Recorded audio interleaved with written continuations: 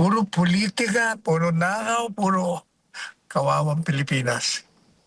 Ang problema talaga is ang gobyerno, lahat ng gobyerno, hindi nila tinitingnan na mulat sa pool yung flooding, tuwing tag-ulan, yan ang pinapalikat ng ating bansa. At hindi nila magawa ng paraan ay simple lang naman. Ano bakit simple?